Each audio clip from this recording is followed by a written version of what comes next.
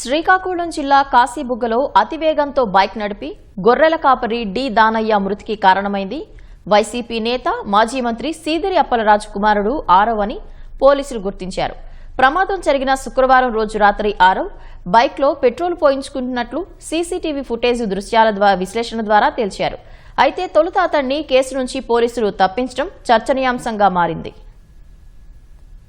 కాశీబుగ్గ సమీపంలోని పారిశ్రామికవాడ పాత జాతీయ రహదారిపై శుక్రవారం రాత్రి దానయ్య అనే వ్యక్తి నడిచి వెళుతూ ఉండగా ఎదురుగా బైక్తో వచ్చి ఢీకొట్టడంతో ఆయన ఘటనా స్థలంలోనే ప్రాణాలు కోల్పోయారు.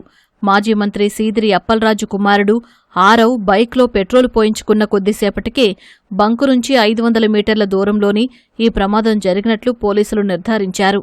పోలీసులు ఘటనా స్థలానికి చేరుకోకముందే ఆరవ్ను అక్కడ్నుంచి ఓ కారులో తరలించేసినట్లు నిగ్గు తేల్చారు. ఆయా దృశ్యాల సీసీటీవీ ఫుటేజీని స్వాధీనం చేసుకున్నారు.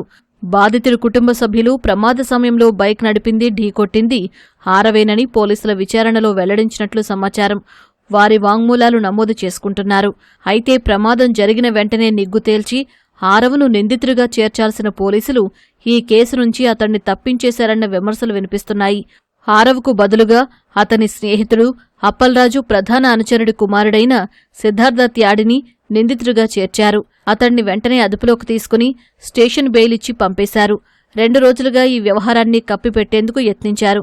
ఇదంతా రచ్చకెక్కడం, పోలీసుల తీరుపై విమర్శలు రావటంతో ఆదివారం దర్యాప్తు చేసి బైక్ నడిపింది, యాక్సిడెంట్ చేసింది, దానయ్య మృతికి కారణమైంది అప్పలరాజు కుమారుడేనని తేల్చారు. సిద్ధార్థ త్యాడిని ఆదివారం ఉదయం మళ్లీ అదుపులోకి తీసుకున్నారు.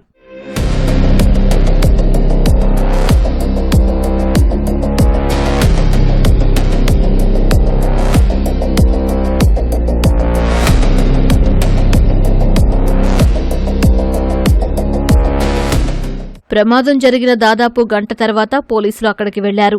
ప్రమాదానికి కారణమైన రాయల్ ఎన్ఫీల్డ్ బైక్ స్వాధీనం చేసుకున్నారు.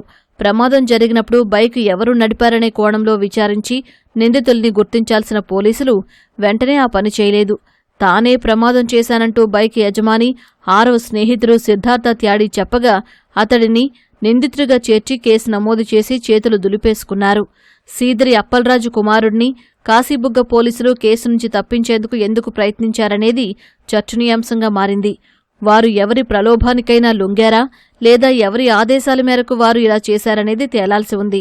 అసలు కారకుడిని తప్పించి అతని స్థానంలో మరొకరిని నిందితుడిగా చూపించడంలో తెర వెనుక ఏం జరిగిందనే కోణంలో పోలీసు ఉన్నతాధికారులు ఆరా తీస్తున్నారు.